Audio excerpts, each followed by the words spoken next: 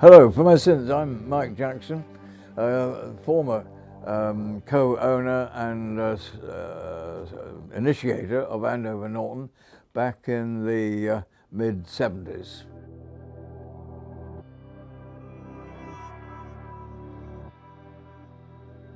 Well, I waited until I was 11.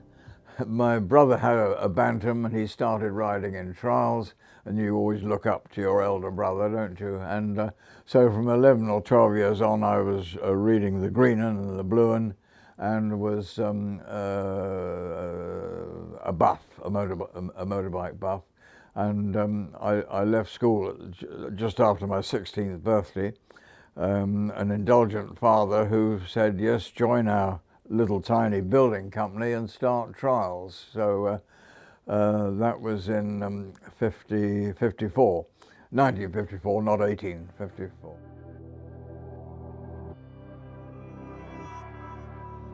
The first bike was a Norman, and I wore that out practicing on our muddy building site. Instead of having a tea break, I would ride up and down where the builders had created a nice lot of mud. And that was worn out within about 6 months. And I then, my father said, you're not having another bike, you have to get a second-hand. And I bought a second-hand Commando from Lawton and Wilson and became a James. And that was in trials. And within a year of starting competition motorcycling, I rode in my first scramble on my brother's Triumph. He had a 500 Triumph trials bike by then. And I won 7 and 6, and that changed my life. I had to start scrambling. So I put a spring frame on the Commando, and although it was a very asthmatic bike, and had a season or two of scrambles, I carried on for the next 15 years scrambling, but that was the start of it.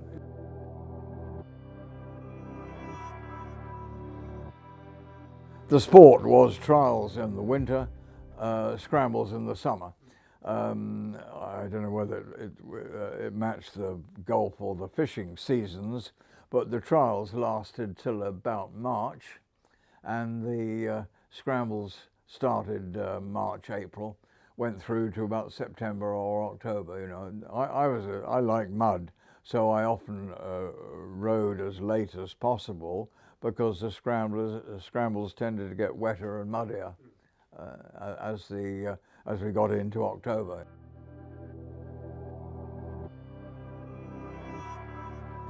Yes, good point. I think the I did about 800 events with trials and scrambles. I mean, it was every weekend, 15, 20 years.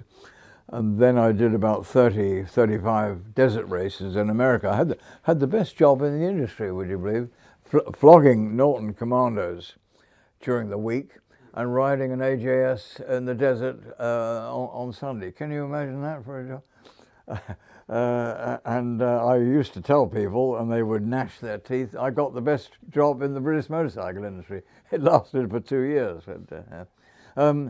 Favourite event, probably the Sunbeam Point to Point, which was a big trade scramble. I'd managed to get a 4-inch tyre on the back of I was riding a Greaves by then. Everybody else was on 350 tyres, and it poured with rain. And although I'd cut the knobs off so that it missed the chain case, I could get a better grip than everybody, and I had a second place behind an absolute ace. And I remember the first time I got a trade bonus from Shell, and the people one signed up with the product industry. So that was a favourite day. That started in about mid-60s, 64. We had a small building company. We built 6 houses a year in the Southampton area, and there really wasn't room for my brother and I to keep active. And I did not like the building trade. I was on the drawing office doing the plans and getting the permission, dealing with the council. I did not enjoy my work. And riding every weekend in competitions, my brother said, well, why don't you get a job in the industry?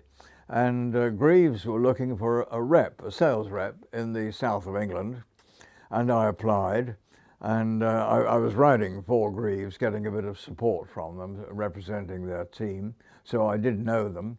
And with no prior sales experience, I was up against, they said they had 39 applications for the job. And somehow I got it, 2 interviews, and I started on January the 1st, 1964. And by 4 o'clock, I'd collected a bad debt from a dealer who had owed 30 quid for about a year.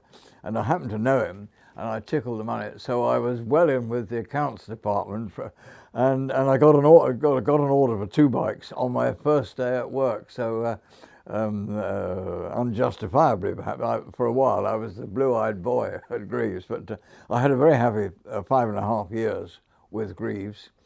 They were making 1,000 bikes a year. And in my territory we would have sold, I suppose, about 100, 150, you know, so I was selling 2 or 3 a week and getting a commission and a basic wage for that. It was fulfilling work, but not very remunerative. And then AJS, Norton Villiers, based in London at that time, had created a new scrambler called the Stormer. And they were looking for a sales manager. We call them sales manglers. And I applied for that.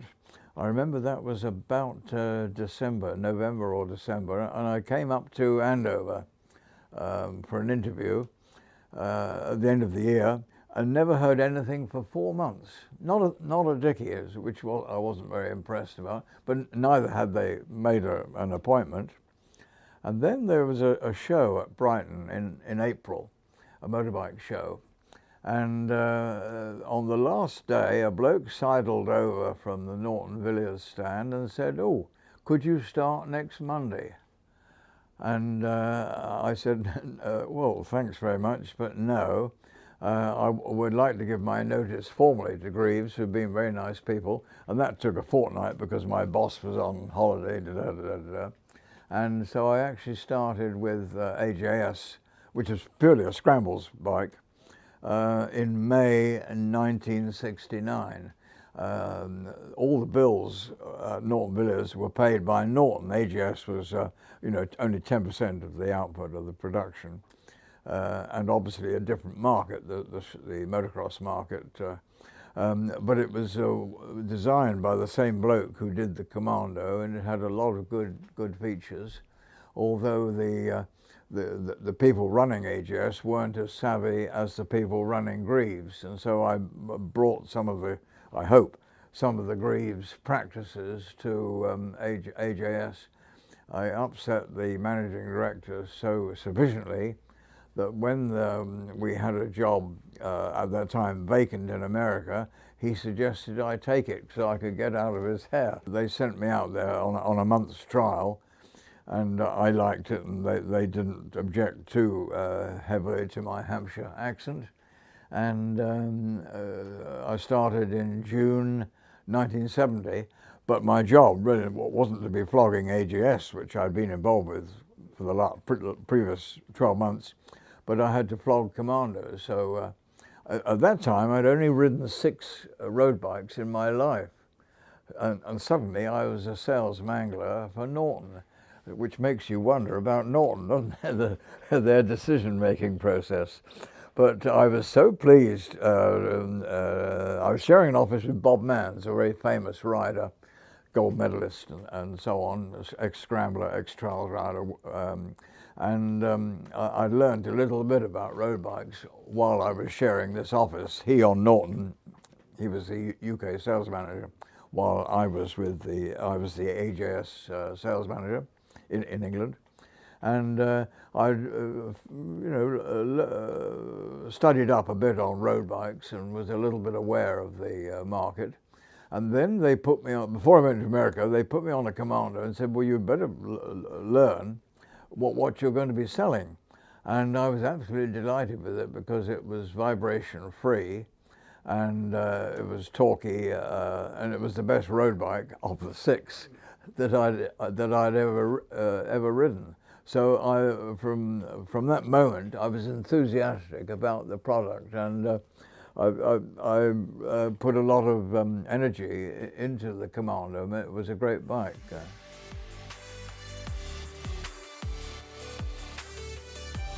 And I managed to get it down, including the painting, and that was in green. We had a green ball. I'll show you that in a moment.